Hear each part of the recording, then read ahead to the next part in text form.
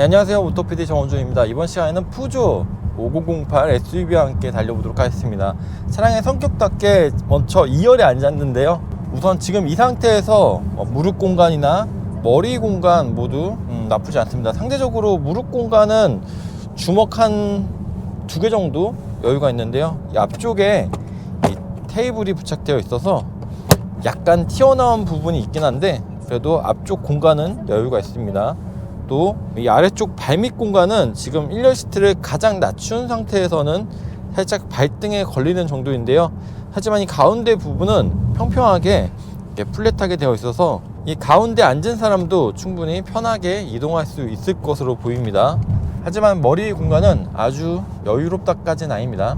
이렇게 허리를 고추 세우면 살짝 머리 윗부분이 닿는 정도고요. 하지만 이 차량 같은 경우는 지금 뒤쪽에 3열을 가지고 있고, 그리고 2열도 이렇게 슬라이딩으로 앞으로 당겨가지고 3열 쪽의 공간을 좀 더 할애할 수도 있고, 반대로 3열에 아무도 없을 때는 가장 뒤로 밀어가지고 조금 더 여유로운 공간을 가질 수도 있습니다. 그리고 또 이렇게 기울기도 조절이 되기 때문에 아까 제가 좀 세웠을 때는 다을락말락 했는데 이렇게 가장 뒤로 뉘었을 때는 충분히 편한 자세가 연출이 되고 있습니다. 자, 그리고 나름 이 푸조의 플래그십 SUV답게 이 안쪽에 소재도 정말 호사스럽고 고급스럽다까지는 아니지만 나쁘지 않은 수준의 이런 시트 촉감, 그리고 도어 트림 디자인을 적용했습니다. 그리고 송풍구 또 12V와 아래에는 A타입 USB 단자 2개가 있고요. 하지만 한 가지 아쉬운 점은 이 2열 시트에는 열선 시트 같은 기능은 빠졌습니다. 그래도 이렇게 수동으로 선바이저도 있고요. 오히려 현대보다 이 선바이저 거는 게 편하네요. 자, 그리고 또 위에는 파노라믹 선루프가 이렇게 길게 개방감을 높여주고 있고요. 저는 개인적으로 또 푸조 모델들을 탈 때 이 하체 승차감이 상당히 만족스러운 느낌을 종종 받곤 했거든요. 이 5008 SUV 역시 어제 오늘 차를 1열과 2열 번갈아 타보니까 이런 하체 승차감도 상당히 좋은 편입니다. 또한 트렁크 공간도 실용성이 꽤 높고요.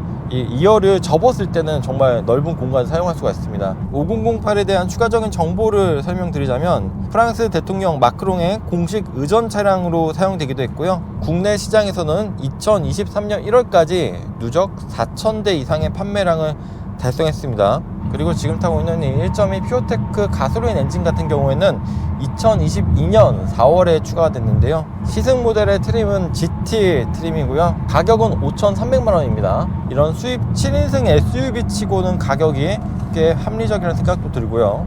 그리고 제 주변에서는 이 푸조 모델들을 디자인 때문에 좋아하는 경우가 종종 있거든요. 5008 SUV 역시 푸조의 이런 디자인 패밀리 룩을 입어서 7인승 SUV지만 그래도 역동적인 모습을 잊지 않고 있습니다.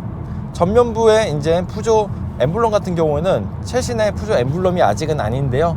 하지만 날렵한 패턴의 일체형 프레임리스 그릴, 사자의 송곳니를 형상한 푸조의 시그니처 주간 주행 등 역시 포함을 하고 있고요. 범퍼부 디자인도 생각보다 꽤 역동적인 모습입니다. 그리고 측면부는 직선적인 이미지가 강조가 되어 있으면서도 위아래 크롬과 블랙 장식들을 더해서 조금 더 무게중심을 낮추면서도 날렵한 인상을 자아내고 있고요.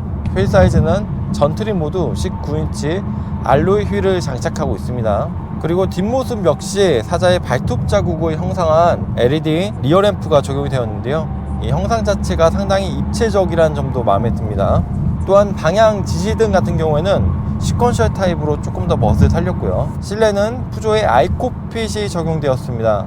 이 클러스터는 딱 봤을 때 그렇게 커 보이진 않지만 그래도 운전자의 시야를 가리지 않으면서 정보들을 다양하게 보여주는 12.3인치 크기입니다. 또 이 클러스터의 경우에는 운전자의 취향에 맞춰서 다이얼, 채소, 차량 등의 이런 테마를 자신이 선택할 수가 있고요. 이런 대시보드 디자인과 어우러져서 상당히 독특한 이런 레이아웃을 완성하고 있습니다. 한 가지 아쉬운 점은 이 대시보드 중앙에 위치한 8인치 스크린 크기죠. 그리고 기본 내비는 포함이 되어 있지 않은데요. 또한 무선은 아니지만 유선으로 애플 카플레이와 안드로이드 오토 등의 기능들은 사용할 수가 있습니다. 터치스크린 아래에는 송풍구 그리고 토글 타입의 버튼들이 저런 디자인도 개인적으로 꽤 마음에 들고요. 1열 같은 경우에는 열선 시트는 포함을 하고 있지만 통풍 시트는 빠졌습니다. 그리고 그 아래 스마트폰 무선 충전 패드가 위치하고 있고요. 또한 아주 화려하진 않지만 곳곳에 무드램프도 이렇게 적용이 되어 있습니다. 자, 1열로 자리를 옮겼습니다. 지금 타고 있는 5008 SUV 1.2 퓨어테크 가솔린 터보 엔진의 경우 최고 출력은 131마력, 최대 토크는 23.5를 발휘하는데요. 아무리 터보라고 하더라도 1.2라는 배기량 그리고 덩치에 비해 131마력이라는 최고 출력, 23.5라는 최대 토크가 그렇게 넉넉치 않은 출력임에는 분명합니다. 다운사이징 엔진 특유의 좀 지어 짜내는 듯한, 그리고 또 중저속에서는 약간 걸걸거리는 엔진 필링도 있고요. 하지만 그래도 이렇게 막상 달려보면은, 특히 어느 정도 고속 구간에 올라왔을 때, 물론 이 차가 퍼포먼스 SUV는 아니지만 하지만 우리나라 교통 환경상 제한 속도 안에서 활용하기에는 크게 부족함은 없어 보입니다. 자, 여기가 시속 110km 정도의 고속도로인데요. 물론 순간적으로 치고 나가는 느낌이 강한 것은 아니지만 그래도 꾸준하게 속도를 쌓아 나가면서 이런 주행 흐름에 방해가 되진 않습니다. 다운사이징 터보이긴 하지만 이렇게 효율적으로 거동하는 느낌이 그렇게 생각외로 답답하거나 하진 않아요. 여기에 8단 자동 변속기가 조합이 되어 있는데요. 푸조는 퀵앤 컴포트, 이렇게 빠르고 편안하게 변속이 된다고 하는데 약간의 변속 충격은 있는데 이게 불편함을 끼친다는 느낌이 아니라 오히려 이렇게 밟았을 때 쳐주는 느낌이 생각보다는 나쁘지 않습니다. 그리고 주행 모드는 에코, 표준, 스포츠 세 가지가 있고요. 이런 움직임이 생각보다는 그렇게 둔하거나 답답하지는 않습니다. 이런 실내 인테리어와 더불어 조금은 역동적이고 재밌는 느낌을 이 저배기량 엔진에서도 살짝은 맛보게 해주는 것 같아요. 이렇게 스포츠에서는 아무래도 조금 더 RPM을 높이 가져가고 동일한 담력에서도 이런 반응성이 약간은 더 빨라지는데요. 그리고 아까 제가 2열에서도 승차감이 나쁘지 않다, 꽤 나름 준수한 편이다 라고 얘기를 들었는데요. 그래도 확실히 1열로 오니까 이 1열 승차감이 상대적으로 더 좋긴 합니다. 그리고 정숙성 관련해서도 확실히 2열보다 1열이 조금 더 좋은데요. 1열 유리 같은 경우는 2열과 다르게 이중접합 차음 유리를 적용을 했고요. 그리고 무엇보다 푸조 5008 SUV 주행에서 만족스러운 점은 이런 가속이나 제동, 또 스티어링 조작에 따른 직관적인 움직임이 상당히 마음에 듭니다.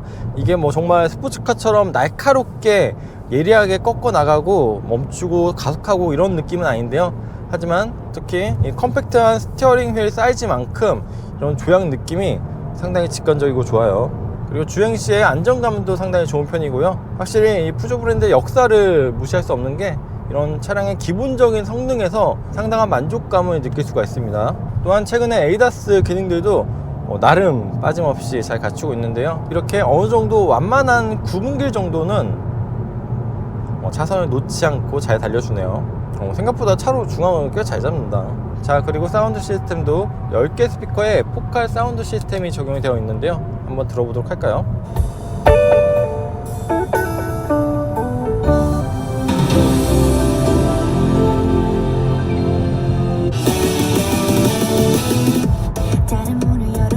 일반 오디오보다는 확실히 좋은 수준의 해상력과 이런 음량을 선사해주고 있습니다. 네, 이번 시간에는 푸조의 5008 SUV와 함께 달려봤습니다. 이 5008 SUV 역시 3008이나 푸조의 다른 SUV와 함께 푸조 SUV 카테고리에서 힘을 보태온 모델인데요. 하지만 국내에서는 약간은 평가절하된 느낌이 있지 않았나 라는 생각도 드는 것 같아요. 이렇게 실제 달려보면 차량의 기본적인 성능에서는 크게 부족함 없이 오히려 꽤나 만족스러운 느낌을 선사해 주는데요. 아무래도 스크린 크기나 최신 인포테인먼트 시스템, 그리고 또 다양한 편의 장비가 약간은 빠진 것도 그런 데서 약간은 아쉬움을 찾을 수도 있겠지만, 반대로 처음에 말씀드린 것처럼 최근에 또 높아지는 신차 가격들을 고려해보면 수입 7인승 SUV 모델에서는 이런 가격대도 경쟁력이 있지 않나 라는 생각이 듭니다. 지금까지 모터PD 정원준이었습니다. 감사합니다.